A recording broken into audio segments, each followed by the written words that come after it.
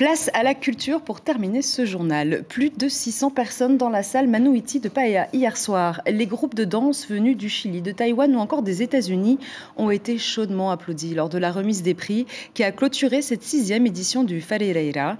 Il s'agit du premier événement sans Koko Hotahota, son fondateur qui nous a quittés en 2020. En clou du spectacle hier, 50 danseurs de la troupe Temaeva ont investi la scène pour rendre hommage à son emblématique créateur. Reportage signé Mélissa Chang et Teiva Ribé. Cette offrande renforce le lien entre les passionnés de danse tahitienne venant d'horizons différents. Sur la scène du Wharereira, le langage universel est celui du Ori Tahiti. Ils viennent de Californie, de Hawaï, du Chili ou encore de Taïwan. Au total, 11 pays sont représentés cette année, avec pas moins de 150 compétiteurs.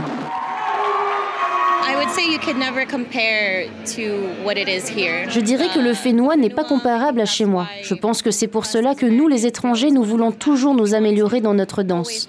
Il est important de s'imprégner de la culture et de continuer d'apprendre pour que nous soyons fiers de montrer ce que l'on a appris ici.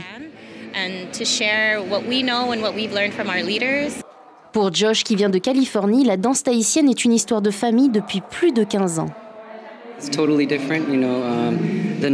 La passion et l'intensité du mana, tu peux vraiment les ressentir et les partager avec les autres danseurs.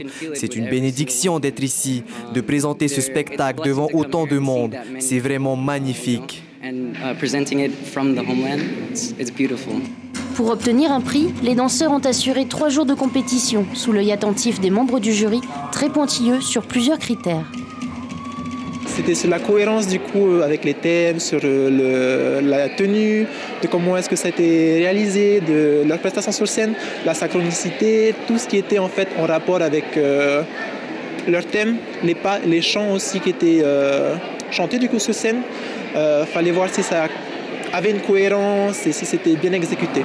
Cette rencontre internationale tient son origine d'un homme, Koko Hotahota, chef du groupe Temaeva, disparu en 2020.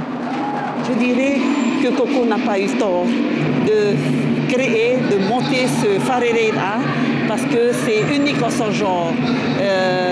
Il s'est toujours dit notre culture dans le Ori Tahiti, on les a véhiculées à l'étranger, ailleurs, mais il faut les ramener ici à Tahiti parce que c'est ici le centre de la danse polynésienne.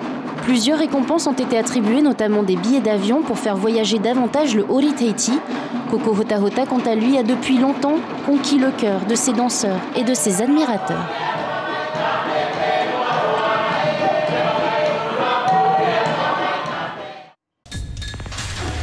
L'information en continu sur Polynésie la première, Internet et réseaux sociaux.